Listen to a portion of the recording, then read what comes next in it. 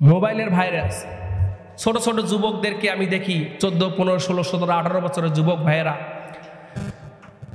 8 রাকাত 10 রাকাত তারাবি নামাজ পড়ে এসে ওই ভাইয়েরা একসঙ্গে দলবদ্ধ হয়ে এক একজনের কাছে বিশাল বড় বড় মোবাইল, এই মোবাইল নিয়ে, অ্যান্ড্রয়েড ফোন নিয়ে তারা এরকম এই শুরু হয়েছে রে, আস্তে জোরে এরকম কাহিনী। আমি হঠাৎ করে রাস্তা দিয়ে যাচ্ছিলাম, দেখি কি রে ভাই, মারামারি লাগছে নাকি তাদের মধ্যে। 1 নম্বর বিষয় হলো আমাদের যুবকদেরকে বলতেছি খাস করে, আপনারা আল্লাহর হস্তে, আল্লাহর দোহাই নিয়ে বলতেছি, আপনারা রমজানে একটা রোজাও ফেলবেন না ইনশাআল্লাহ। এই রমজানে আল্লাহর দোহাই নিয়ে বলতেছি 5 ওয়াক্ত নামাজের 1 ওয়াক্ত নামাজ আপনারা কাজা করবেন না। আল্লাহর দোহাই দিয়ে বলতেছি, আপনারা এই রমজান মাসের রহমত, বরকত, মাগফিরাত আল্লাহ যেভাবে দিতে চেয়েছে সেভাবে নেওয়ার আপনারা চেষ্টা করেন। আজকে যদি এই 3টা মেসেজ আপনি নিতে পারেন, আমার বিশ্বাস আর একটি মেসেজ আপনাদেরকে বলবো শেষ, সেটা হলো এই অ্যান্টিভাইরাস এই মোবাইলটাকে আপনারা ছাড়েন। এই মোবাইলটা কি চ্যাংড়া, কি চেংড়ি, কি বুড়া, কি বুড়ি সবাইকে খেয়ে ফেলেছে। এই মোবাইল নামের অ্যান্টিভাইরাসটাকে ছাড়েন, সমাজটাকে সুন্দর করে গড়ান, আপনার কাজে মনোযোগ দেন, কাজের মধ্যে আপনি মনোযোগ আরও দ্বিগুণ বাড়িয়ে দেন। আপনি লেখাপড়া করলে লেখাপড়ায় মনোযোগ বাড়িয়ে দেন, আপনি কাজ করলে, ব্যবসা করলে, বাণিজ্য করলে সেখানে মনোযোগ বাড়িয়ে দেন, যে কাজে থাকেন না কেন সেখানে মনোযোগ বাড়িয়ে দেন। এই মোবাইলের সময়টা সেখানে লাগান। আজ বাংলাদেশ সোনার বাংলাদেশ হয়ে যাবে। বাংলাদেশ আর দুর্নীতির বাংলাদেশ থাকবে না, এমন সোনার বাংলাদেশ হয়ে যাবে। এই বাংলাদেশ পুরা পৃথিবীর ওয়ার্ল্ড মডেল হিসাবে পরিচিত লাভ করবে।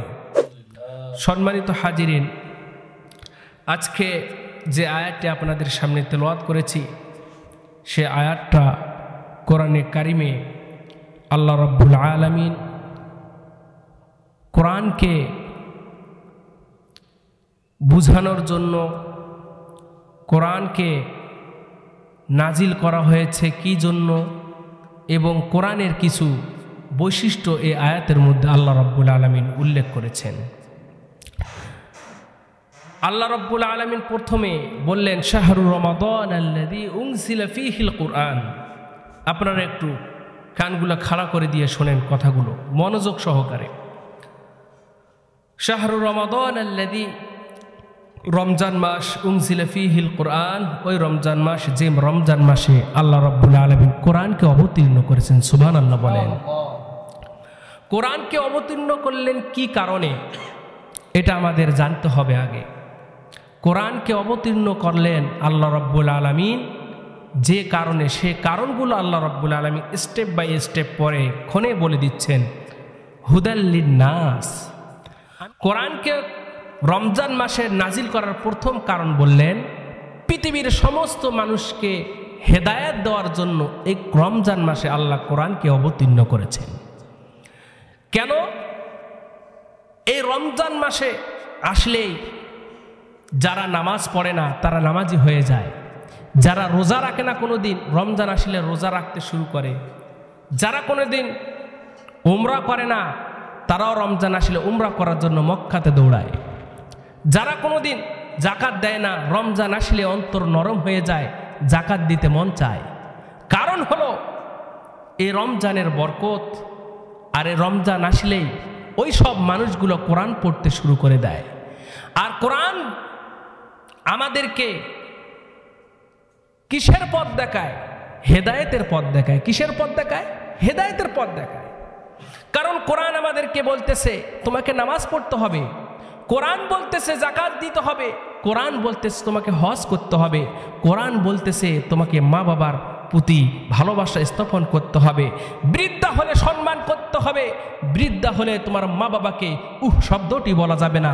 এটা পৃথিবীর কোনো গ্রন্থ বলতে পারে নাই, একমাত্র শুধুমাত্র কেবলমাত্র এই কোরআনে এই মানুষকে মেসেজ দিয়েছে। সুবহানাল্লাহ বলেন। সেজন্য সম্মানিত হাজিরিন, যারা কোরআন আমরা আরবিতেও পড়তে পারি না তারাও কিন্তু বাংলা দেখে দেখে আমরা বলি, পড়ার চেষ্টা করে আসলেই কোরআনটা কি বলেছে একটু পড়ে দেখি। বোকার তো বসেই আছি, রমজান মাস কাজ বাজ থেকে আমরা সবাই ম্যাক্সিমাম স্থগিত করে দেই, আগেই অবসর টাইমে বসে বসে সময় কাটতেছে না, তখন আমরা অনেকে শখের বয়সও বশত আমরা কিন্তু কোরআনকে বাংলা ট্রান্সলেশন পড়ার চেষ্টা করি। কথা বলেন ঠিক কি না? তো যারা বাংলা পড়ি তারাও কিন্তু আমরা কোরআনের অর্থটাই পড়তেছি, আল্লাহ যে কথাটা বলতেছে সেটাই কিন্তু আমরা পড়তেছি, জানতেছি এবং মানার জন্য আমরা চেষ্টা করতেছি। সুতরাং আল্লাহ রাব্বুল আলামিন কোরআনটাকে রমজানে নাজিল করেছে মানুষের হেদায়েতের জন্য, অর্থাৎ মানুষ কোরআনকে রমজান মাস আসলে বেশি বেশি করে পড়বে আর বেশি বেশি করে আল্লাহমুখী এবং রসুলের পথে পরিচালিত হবে। সুবহানাল্লাহ বলে। এবং দ্বিতীয় যে বিষয়টা আল্লাহ রাব্বুল আলামিন বলেছেন, অবায়িনাতিম মিনাল হুদা, কোরআন হলো এমন একটি প্রদীপ, এমন একটি নিদর্শন যেটাকে মানুষ ধরলে, যেটাকে মানুষ স্পর্শ করলে অটোমেটিক তাকে হেদায়েতের পথে অটোমেটিক পরিচালনা করে। সুবহানাল্লাহ বলে। আপনি কোরআনকে ধরলেন, কোরআনকে মানলেন, কোরআনের কথাগুলো আপনি শুনলেন, কোরআনটাকে আপনি আঁকড়ে ধরলেন, কোরআন আপনাকে অটোমেটিক হেদায়েতের পথ দেখাবে। কি হবে? একটি উদাহরণ দিলে বুঝতে পারবেন। ট্রেন যখন চলে আসে, ট্রেনে আপনি উঠবেন, ট্রেনে শুধু আপনি উঠলেন, কিছুই করতে লাগলো না, ট্রেন কিন্তু আপনাকে ঠিকই গন্তব্য আপনার যেখানে সেই জায়গায় কিন্তু পৌঁছে দিবে। কথা বলেন ঠিক কিনা? এই কোরআনকে আপনি ধরবেন, কোরআনকে আপনি আঁকড়ে ধরবেন, কোরআনের পথে চলার চেষ্টা করবেন, এই কোরআন আপনাকে অটোমেটিক আপনাকে হেদায়েতের পথ, অর্থাৎ হেদায়েত পাওয়া মানে আপনাকে জান্নাতের পথে অটোমেটিক কোরআন আপনাকে নিয়ে যাচ্ছে। সুবহানাল্লাহ বলে।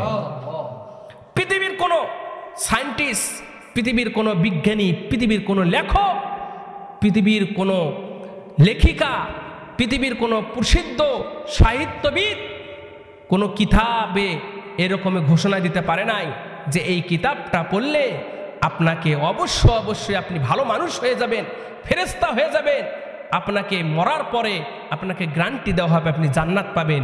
এরকম পৃথিবীর কোনো লেখক, কোনো কবি, কোনো সাহিত্যবিদ এরকম বলতে পারে নাই।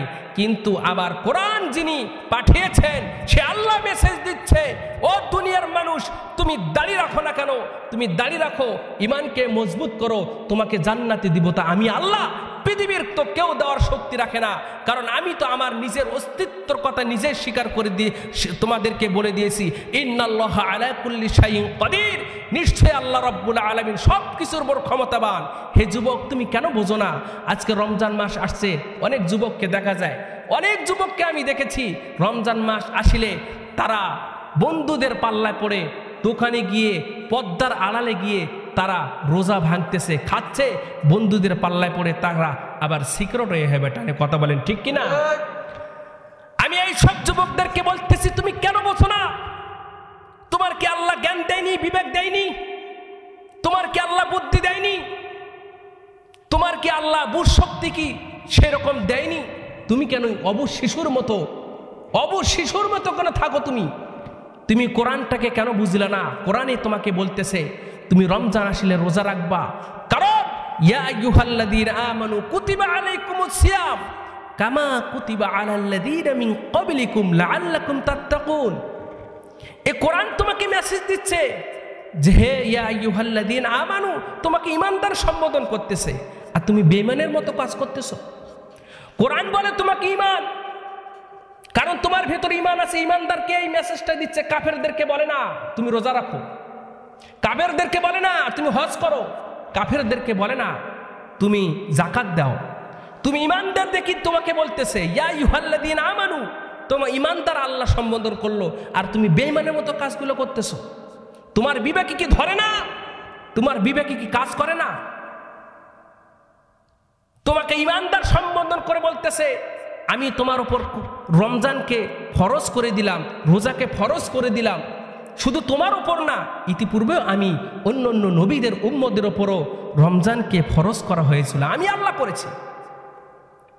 তো তোমার এত চাপ নেওয়ার দরকার নাই। তুমি মনে করতেছো তোমার উপরে শুধু ফরজ, অন্য নবীর উম্মতরা খুব আরামভাবে চলে গিয়েছে দুনিয়া থেকে। না, তাদের উপরও রমজান ফরজ ছিল। তো তোমার উপর আমি ফরজ করেছি, তুমি ব্যাক্কেলগুলোর মতো তো দাড়ি রাখোই না, আবার রমজান আসলে দাঁতগুলো ফ্যাটকায় হাসিয়ে চায়ের আড্ডা, বোরকা লাগা আছে, বোরকার ভেতর ঢুকিয়া তুমি বেঈমানদের মতো কাজ করতেছো? কেন তুমি বেঈমানদের মতো কাজ করতেছো? একটা অবুঝ শিশু যদি এই কাজটি করতে তাহলে মানা যেত। তোমাকে পরিপূর্ণ আল্লাহ জ্ঞান দিয়েছে, বিবেক হয়েছে, পরিপূর্ণ তুমি একটা প্রাপ্ত বয়স্ক উপনীত হয়েছ, তারপরেও তুমি রমজানে আসলে তুমি রোজা থাকতে পারো না। আবার বলে মা বাবা তুমি রোজা আমি রাখতে পারি না, থাকতে পারি না। কেন বাবা? রোজা থাকলে আমার কষ্ট হয়। তোমাকে ধিক্কার জানাই। তুমি কিসের মানুষ, কিসের ঈমান তোমার? তোমার এই ঈমান তো মুসার যেটা দাম আছে আল্লাহর কাছে, তোমার এই ঈমানের দাম নেই। এই ঈমান নিয়ে তুমি আবার জান্নাত যেতে চাও, নিজেকে ঈমানদার মনে করো। রমজান চলে গেল, তোমার উপর দিয়ে অতিবাহিত হয়ে যাচ্ছে, তুমি রোজা থাকতে চাও না। রমজান আসলে তোমার অনেক রোগ ধরে, অনেক তোমার ওপর পেরেশানি কাজ করে, অনেক অজুহাত সৃষ্টি হয়ে যায়। তুমি রোজা থাকতে চাও না, অনেক অজুহাত দেখাও তুমি। আল্লাহ রব্বুল আলামিন তোমাকে 12টি মাস দিল, 12 মাসে 11টি মাস তোমাকে ভক্ষণ করার সুবিধা দিল আল্লাহ, আর একটি মাস তোমার কাছ থেকে আল্লাহ চেয়েছে, সেটা দিতে পারো না? তোমার লজ্জা হয় না? তোমার বিবেকে কি তালা মেরে রেখেছ? তোমার কিসের বিবেক এটা? তুমি সে আল্লাহ রব্বুল আলামিনের হুকুমকে অমান্য করতেছো। আল্লাহ তো বলে নাই তুমি সারা বছরে রোজা রাখো, একটি মাস চেয়েছে, আবার সেটা আল্লাহর জন্য না, তো তোমার জন্য চেয়েছে। কারণ তুমি একটা দিন রোজা রাখবা, 70টা দিনের তোমার আমল নামায় সব অটোমেটিক হয়ে যাবে, ব্যাংকের মতো জমা হয়ে যাবে। তো তোমার জন্য আল্লাহ তোমার জন্য ভালো চাচ্ছে বুঝে তোমাকে জান্নাতে দিবে। আল্লাহ তোমাকে যেহেতু ঈমানদার হিসেবে তোমাকে আল্লাহ পাঠিয়েছে, তুমি নিজেকে মুমিন দাবি করতেছো, সেজন্য আল্লাহ মুমিনদেরকে জান্নাতে দিবেন, ভালোবাসবেন, এবং জান্নাতে রাসূল সাল্লাল্লাহু আলাইহি ওয়াসাল্লামের সঙ্গে থাকার সুযোগ করে দিবেন। সেজন্য তোমাকে এই সুযোগগুলোকে তোমাকে পাইতে গেলে একটু তো কষ্ট করতে হবে। এই রমজান মাস আসলে অনেক মানুষের অনেক অজুহাত। কেন ভাই রোজা থাকেন না কেন? ভাই কাজ করতে হয় সারাদিন, অনেক ব্যস্ত কাজ করি, কাজের ঠেলায় ভাই দিন গেলে আমাকে আমার বিবি বাচ্চা সন্তান খাওয়াবে কে কাজ না করলে? মাঠে গিয়ে কাজ করি, ভ্যান চলায়, রিক্সা চলায়। আরে মিয়া ধুর মিয়া, তোমার রিক্সা চলা কাজ করা, তুমি আজকে মরো না, তুমি আল্লাহর আয়াত জানো না? ওয়ামাল হায়াতুদ দুনিয়া ইল্লা মাতাউল গুরুর। এই পার্থিব জীবনকে গুরুর শব্দ দিয়ে আল্লাহ রাব্বুল আলামিন ব্যাখ্যা করেছেন, আখ্যায়িত করেছেন, গুরুর বলেছেন, ধোকার জিনিস বলতেছেন। তোমার বিবি তোমার জন্য ধোকা, তোমার সন্তান তোমার জন্য ধোকা, তোমার মা বাবা তোমার জন্য ধোকা, তোমার বাড়ির সব কিছু তোমার জন্য ধোকা। একমাত্র কেবলমাত্র তুমি যেটা কাজ করবে আখিরাতে, সেটাই তোমার জন্য একমাত্র তোমার নাজাতের ওসিলা হবে। আর তুমি অজুহাত দাও, কিসের অজুহাত তোমার এগুলো? আজকে মনের ব্যথা নিয়ে কথাগুলো বলতেছি আপনাদেরকে, মন থেকে মনের ব্যথা নিয়ে কথাগুলো বলতেছি, কারণ সমাজটা আজকে আমাদের নোংরা হয়ে গিয়েছে। একজন মানুষ আজকে মরুক, মারা যাবে এই মুহূর্তে, এই 1 সেকেন্ড, মানে 1 সেকেন্ড আগে মারা যাবে, 1 সেকেন্ড পরে ওই ব্যক্তিকে বাসা থেকে, রুম থেকে বাহির করে দেওয়া হবে, ওই স্থান থেকে বাহিরে দিয়ে দেওয়া হবে। কারণ ওই মানুষটার জীবনের মূল্য ছিল, ওই মানুষের জীবনের মূল্য ছিল, ওই মানুষটার গুরুত্ব ছিল পরিবারের উপর, ওই মানুষটার গুরুত্ব ছিল পরিবারের কাছে। 1 সেকেন্ড আগে যতক্ষণ পর্যন্ত তার শরীরের মধ্যে তার জীবনটা ছিল, ততক্ষণ পর্যন্ত ওই মানুষটার গুরুত্ব ছিল পরিবারের কাছে, মা বাবার কাছে, সন্তানের কাছে, বিবির কাছে, স্ত্রীর কাছে। 1 সেকেন্ড পরেই মানুষটা মারা গেল, ওর গুরুত্ব, ওর প্রয়োজন সবার কাছ থেকে দূরে চলে গেল। 1 সেকেন্ড আগে মানুষটার জন্য কত কিছু করলো, 1 সেকেন্ড পরে মানুষটার প্রয়োজন সবার কাছ থেকে চলে গেল। তুমি চলে যাবা, মরে যাবা, ঠিকই তারা তোমার স্ত্রী অন্য কোথায় গিয়ে বিবাহ বন্ধনে আবদ্ধ হবে, তোমার সন্তান ঠিকই কিছু না কিছু ভাবে মানুষ হবে, তোমার মা বাবা ঠিকই দুনিয়াতে বসবাস করবে, খাবে, যেভাবে হোক না কেন। কিন্তু তুমি যে অজুহাত দিয়ে আজকে তুমি রমজানে রোজা রাখলে না, যে অজুহাত দিয়ে তুমি দাড়ি রাখলে না, যে অজুহাত দিয়ে তুমি টাইম পাও না, নামাজ পড়লে না, যে অজুহাত দিয়ে তুমি যাকাত দিতে চাও না, 1 টাকা তোমার পকেট থেকে বাইর হয় না, সেই অজুহাত 1 সেকেন্ড পরে তুমি বুঝতে পারবা কবরে যাওয়া মাত্রই। যাদের জন্য তুমি এত কিছু করলা, আমার একটা প্রশ্ন আপনাদের কাছে, যাদের জন্য তুমি এত কিছু করলা, তুমি মরার পর তোমার সেই প্রাণপ্রিয় স্ত্রীকে বলে দেখো না, 1 মিনিট তোমার সঙ্গে কবরস্থানে থাকে কি থাকে না কবরের ভিতর? আপনাকে সমস্যা নেই, আমরা আছি, আশপার পাহারা, আপনি ঢুকে থাকেন, আপনার সন্তানকে আপনি বলে দেখেন না 1 মিনিট 1 সেকেন্ড যে কবরের ভেতর তোমার বাবার সঙ্গে তুমি থাকতে চায় কি চায় না? এটা কখনোই থাকতে চাবে না, কারণ আপনার মূল্য তো শেষ, কারণ আল্লাহ তো আগেই মেসেজ দিছে। আমরা এমন এক মূর্খ এমন জাতি, আল্লাহ তাআলা মানুষের বিষয়গুলো, মানুষের প্রয়োজন, মানুষের গুরুত্ব, এই দুনিয়ার সব কিছুর গুরুত্ব আল্লাহ তাআলা আগেই বলে দিয়েছেন, মাতাউল গুরুর হিসাবে স্পষ্ট করে বলে দিয়েছেন। তারপরও আমরা পেরেশানির কারণে নামাজে যাই না। কেন ভাই নামাজে যান না কেন? ভাই অনেক পেরেশানির মধ্যে আছে। কি পেরেশানি? ভাই ঋণগ্রস্ত, অমুকে ফোন দিয়েছে, এই মুহূর্তে 10 লাখ টাকা লাগবে, 10,000 টাকা লাগবে, ম্যানেজ করতে হবে, অমুকের কাছে আমি যাব, সেজন্য না গেলে টাকাটা পাবো না, এখন নামাজ পড়ার টাইম নেই। এরকম বলি কি বলি না? অনেকে বলি। সেজন্য দুঃখের সঙ্গে কথাগুলো বলতেছি, হো আমার যুবক, আমার ভাইয়েরা, যে কারণে আপনারা সময়গুলো নষ্ট করতেছেন, যে কারণে আপনারা দুনিয়ামুখী হয়ে গিয়েছেন, যে কারণে আপনারা আমার আল্লাহকে ভুলে গিয়েছেন, যে কারণে আমার রসুলের সুন্নতকে আপনি ছেড়ে দিচ্ছেন, যে কারণে আপনি নামাজকে বারবার তরক করতেছেন, যে কারণে আপনি রমজানের রোজা রাখতে চাচ্ছেন না, যে কারণে আপনি আল্লাহর বিধানগুলো মানতে চাচ্ছেন না, এগুলো কোনো ইস্যুই না, এগুলো শুধু আপনার জন্য সাময়িক ধোঁকা। কিন্তু মরার পর এই যে 1400 বছর আগেকার পৃথিবীর শুরুর লগ্ন থেকে, পৃথিবী থেকে যারাই বিদায় হয়ে গিয়েছে, যারাই চলে গিয়েছে, যারাই দুনিয়া ত্যাগ করেছে, এখন পর্যন্ত কোনো নজির নেই যে তারা পৃথিবীতে ঘুরে এসেছে, এখনো নাই, সামনে কিয়ামত পর্যন্ত থাকবে না। সুতরাং আপনি আমি সবাই কবরে যাব, তবে আমরা কবরে যাব এটাই সত্য কথা, আমরাও ফিরে আসবো না। কিন্তু সাময়িক সময়ের জন্য পৃথিবীতে আপনি থেকে মাতাউল গুরুরের মধ্যে পড়ে গেলেন, ধোকার মধ্যে পড়ে গেলেন, ধোকায় থেকে আপনার বিবি বাচ্চা সন্তানের জন্য আপনার আখেরাতটাকে আপনি নষ্ট করে দিলেন, তাদের জন্য ঘামে পরিশ্রম করে আপনি আল্লাহর নামাজটাকে ছাড়লেন, রোজাটাকে ছাড়লেন, আল্লাহর বিধানগুলো ছাড়লেন।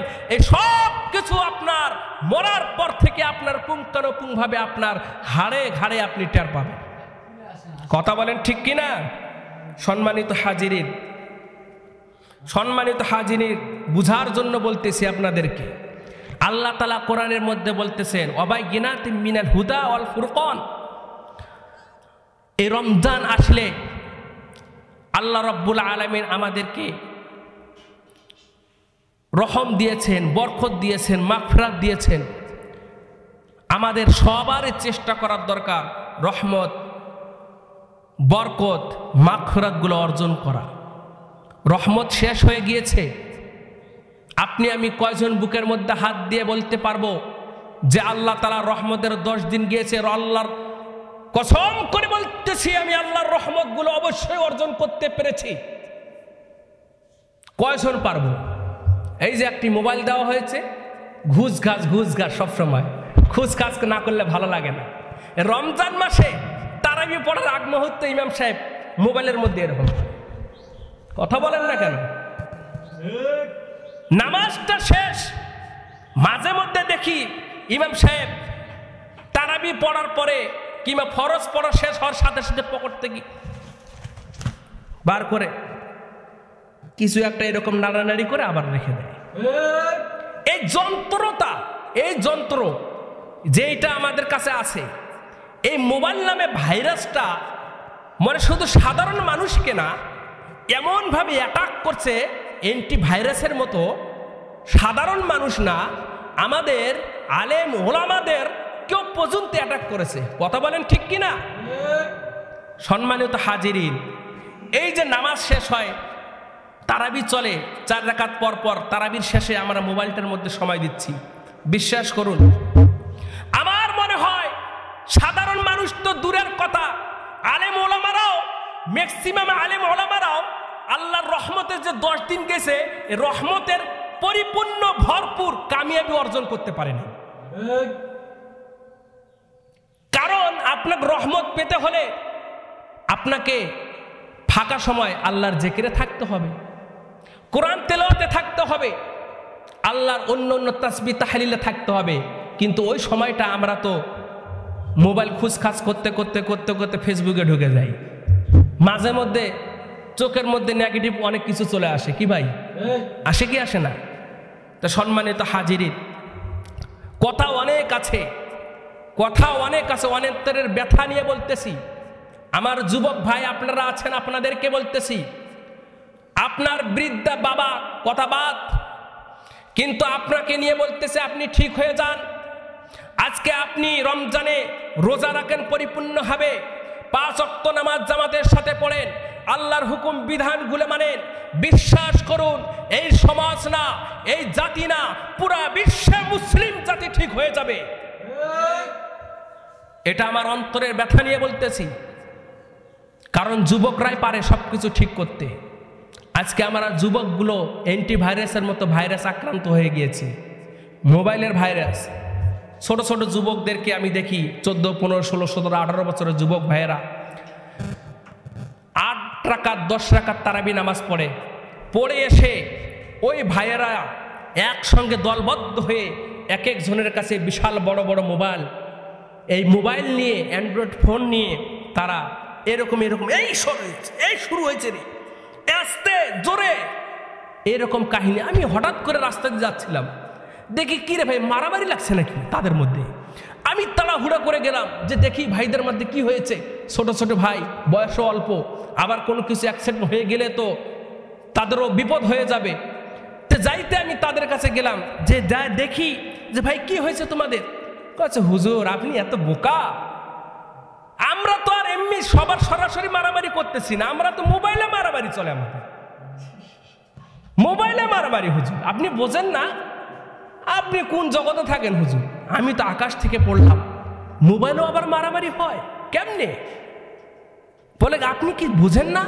আসেন দেখেন, আপনাকে বুঝাই দিচ্ছি। আচ্ছা দেও দেখি।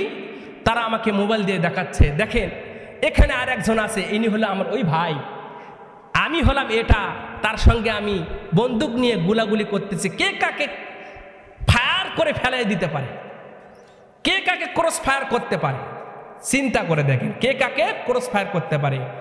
তারা মোবাইলে শিখতেছে ক্রস ফায়ার, তাদেরকে আমরা যন্ত্র দিয়ে রাখছি ক্রস ফায়ারের, দুর্নীতির, চাঁদাবাদীর, তাদের অন্যায় কাজে ঝুঁকার জন্য আমরা তাদের আলাদাভাবে ছোটকালে তাদেরকে একটা যন্ত্র দিয়ে রাখছি। আর আমরা এই পাশে সামাজিকভাবে আমরা আইন করতেছি, কোনো ধরনের সমাজের মধ্যে বিশৃঙ্খলা সৃষ্টি করা যাবে না, কোনো ধরনের গুন্ডামো, হাঙ্গামো, মারামারি, কাটাকাটি, ছিনতাই, আহাজারি কোনো কিছু করা যাবে না।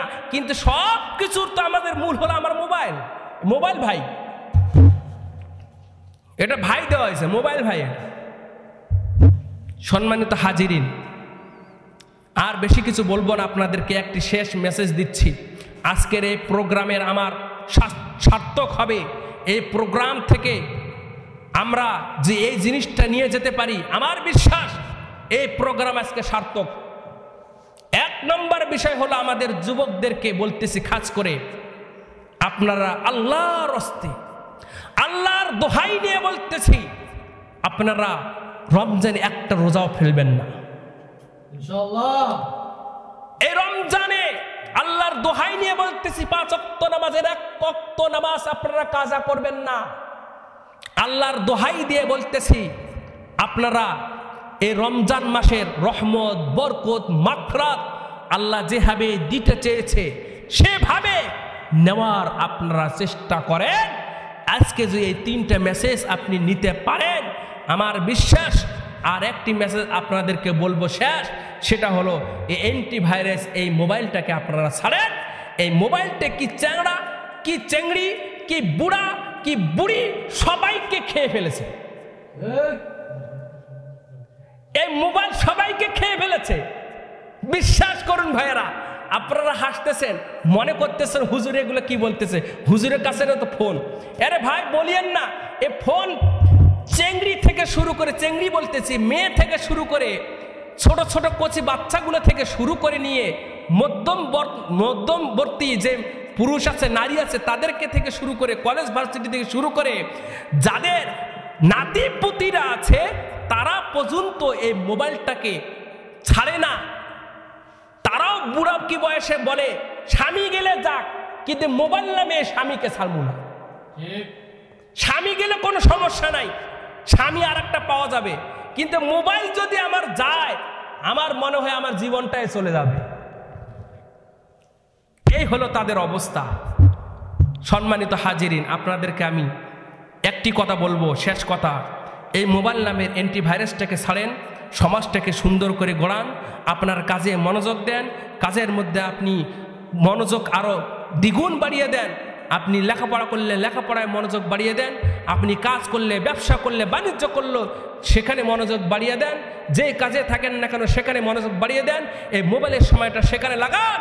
আজ বাংলাদেশ সোনার বাংলাদেশ হয়ে যাবে। বাংলাদেশ আর দুর্নীতির বাংলাদেশ থাকবে না, এমন সোনার বাংলাদেশ হয়ে যাবে। এই বাংলাদেশ পুরা পৃথিবীর ওয়ার্ল্ড মডেল হিসাবে পরিচিত লাভ করবে। বেশি আর কিছু আলোচনা করব না। আল্লাহ রাব্বুল আলামিন আমাদের সবাইকে তৌফিক দান করুন। সবাই বলে আমিন। ওয়া আখিরু দাওয়ানা আনিল হামদুলিল্লাহি রাব্বিল আলামিন। আসসালামু আলাইকুম ওয়া রাহমাতুল্লাহি ওয়া বারাকাতুহু।